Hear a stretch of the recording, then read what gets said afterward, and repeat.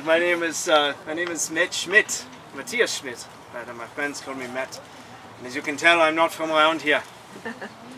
I come from Bavaria in Germany. And I'm here to tell you today about my life as an immigrant to this country. And immigrants are what make this country great, am I right? Amen. Absolutely. Yes.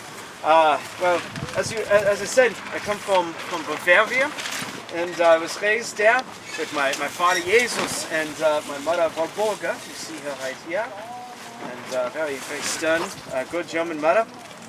We changed our names several times after we came here to this country.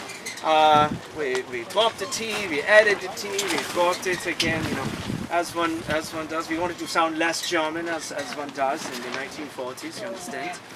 But at any rate, as I said, my life is a success story. I am told. Have you been to Ellis Island? Any of you been to Ellis Island? Excellent. I'm told there's a vault there, the American Immigrant Hall of Honor. My name is on it. I'm very privileged and dead. You must excuse me, when you've been dead for 70 years, sometimes you forget things. I don't get around as well as I used to. So. At any rate, I left Germany when I was 16 years old. And do you know why? They were going to put me in the army. You know I want to go in the army. So I ran away.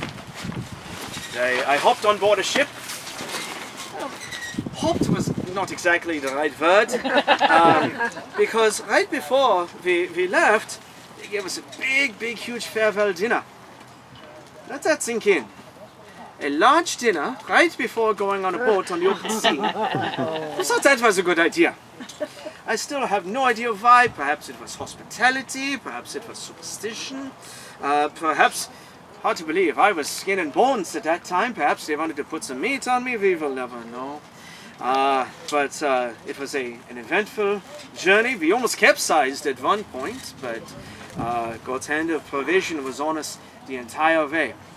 God provided us safe passage. And after I came to America, eventually my mother, my brother, my stepbrother, they all joined me here in America. I came to New York first, and then to Ohio. And in Ohio is where I met my lovely wife, the love of my life, Bernadine, or as I call her, Dine. She was a good German girl, born in Ohio, of German parents. In fact, her father was a lieutenant in your Civil War.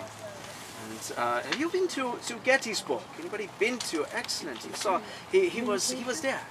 He was wounded at that battle. My father-in-law was, and he never let me forget it.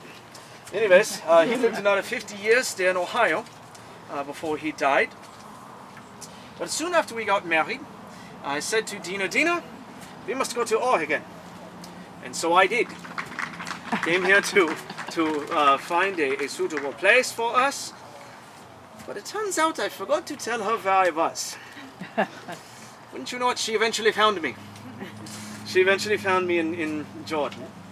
We had a homestead there.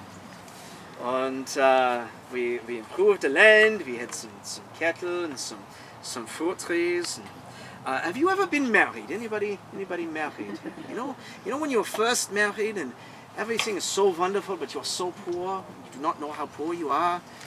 That was us. I did some odd jobs around, and we had a small farm. We had fish from the streams. I used to love to fish. And there's a tree that grows here in Oregon. I cannot pronounce its Indian name, but I believe it's called a cascara tree. Its bark has medicinal qualities. I used to trade that at the store, in the Trask store in Sayo. And we were so poor that the church in town helped us out quite a bit. But I never wanted to take the charity, so I helped them. There was a time the church burned down. So I helped them rebuild, and I believe the Jordan Catholic Church, I believe it has a different name now, but anyways, we moved to Salem eventually, and I got a job working for the city street crew. And it was there on the street crew that, as we say in German, I shoveled mist from the streets. You know what mist is, yeah?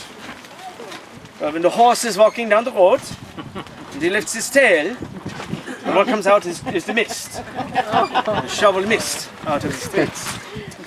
But I paid them. We saved up and saved up enough money to buy a piece of property just north of Sublimity, whichever way north is. If you're driving on Cascade Highway, thank you. This way? Thank you. As I said, when you had been dead for so long, this way. As you're driving to Silverton, if you go through a little dip and then you come back out, and then on the right, it's my house, right there. Still there. We built a little shack while we were building the main house. And that shack had no running water. As I said, we were poor but didn't know it. So poor but so much in love. We had 8 children. Count them, 8. All of them right here. 5 boys and 3 girls. I will tell you about them eventually. But we loved that house, the first house in Jordan, so much. I'm told our son Herman, this one right here, when we moved, he went back and got some grafts from the old apple trees there in Jordan and brought them back, grafted them onto the apple trees there in Sublimity.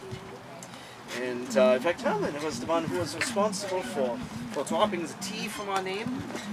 So we dropped it and added it and so on and so forth. Before I finish telling you about my children, have you had the meal here, the chicken dinner? Mm-hmm. Was it good? Yes, very good. Excellent. We have my wife to thank for that, Dina. She helped start the St. Boniface Parish dinner. It's the reason I'm no longer skin and bones now. I used to eat so much of our chicken and noodles. Still taste the home cooking. It was wonderful. That reminds me, I'm not sure how, but it reminds me of a story of my son Frank and I. We used to do odd jobs around for the neighbors. And there was one time we were digging wells for the neighbors. And we were down at the bottom of this deep pit and we looked up. And it was like the well had acted like a telescope. And we could see stars in the middle of the day. I said, look, Frank, that's the sign of God's love for us, God's creation. It's a beautiful, precious memory that I will cherish. Well, perhaps you've heard, there's a verse in the Bible that says, pride goes before distraction, and a haughty spirit before a fall. Well, as I got older, I had bad circulation in my legs. Dina made me go to the doctor, and the doctor wanted to take my leg. I refused to let him, so it took me. So I died of an infection in 1953. No, anyways, enough about me. Let's talk about living here. I'm so proud of my children and how they have served God. We had 2 nuns and 2 priests in the bunch. My son Bill, I'll tell you about him. He worked for the Benedictine sisters in Mount Angel. He kept the heat on, and that is where he met his wife Victoria. And Bill and Victoria, they had 4 children. That was my grandchildren Bernard, Victor, Laura, and Florence. Bill and Victoria, they farmed near the old homestead, and they farmed turkeys every year around Thanksgiving. They would drive all the way up to Tacoma and sell turkeys. But that is eventually where they moved. And Bill worked for the city of Tacoma, driving streetcars. Fortunately, he did not have to shovel mist. I'm thankful for that, as was he. Our daughter Isabella, this one right here, became a nun. She became Sister Mary Tekla. And she was a teacher. Any teachers among you? I know of one right here. Any other teachers? No. Well, thank you for your service. She was a teacher. She taught 1st grade in Staten, Sublimity, in Roy, and in Grand Ronde. Once she retired, she went to work for the Sisters of St. Mary in Beaverton. And she worked there in education and in retreats. She never stopped praying for and loving her students, her children, as she called them. Our son Frank was a lifelong bachelor and farmer. To tell you a story about him. At one point, well, let's see, there were some bad things going on in Europe. We went to war. I believe it was the First World War. This country went to war against my fatherland. And Frank was drafted to go fight in the war. But fortunately, right before he went to war, the armistice was signed. You don't have to go. But wouldn't you know it, a few years later, there was another madman in Europe. We went to war again. And again he was drafted. But by that point they said, you're too old. You do not have to go. Whew. Again. So thankful for that. Our son Alfonso, this fellow right here, became a priest by the name of Reverend Mark. And he was a monk in Mount Angel. His mother and I were happy to chip in the $500 for his education. He was well versed. That boy was so smart. He taught theology, he taught philosophy. He even wrote 3 books, including a history of sublimity. And have you been to Mount Angel? Anybody been to Mount Angel? Do you know not the cemetery? The cemetery is wonderful, I'm sure. Have you been to the museum there? The museum in Mount Angel? That was his. He started it. So proud of him. After I died, he was unfortunately diagnosed with leukemia. However, thanks be to God, he received a new experimental chemotherapy and he was cured. God cured him. After retirement, he became a caretaker of the orchard there at Mount Angel. Daughter Clara, I'll tell you about her. Clara, at the ripe old age of 16, married a widower, much older than she was, who had 5 children already. 16! And she was instantly a stepmother to 5 children. Anyways, they had 2 more children, Ralph and Dorothy. In fact, I believe you've met Ralph, my grandson. Here. He was the one, he helped to remodel the old family homestead. My granddaughter Dorothy married a shoemaker, Bob Schumacher. Another good German family around here. Our son Alexander became a priest as well. Father Leo, also so smart, so smart. Leo was a Jesuit priest. He received a full-ride scholarship to Seattle University. He helped to start the nursing program. I will have to tell you a story. Do you like dad jokes? Do you know what dad jokes are? Well, if you don't, I will tell you. And even if you don't like them, I will still tell you. Well, see, Leo, one day, he was on campus, he was walking around, he was walking with his briefcase, he went to go up the stairs. Somehow, as he was going up the stairs, his briefcase fell, popped open, and what came out of it? Human bones, cadaver bones. I suppose he wanted to bone up on his anatomy. I sincerely apologize for that. One time he'd been away for so long, he came back to the family farm and Frank didn't even recognize him. Of course, there was an age gap there, you see. Our sister Olivia, our daughter Olivia, became Sister Rosario. She was also a nun. She was also diagnosed with cancer.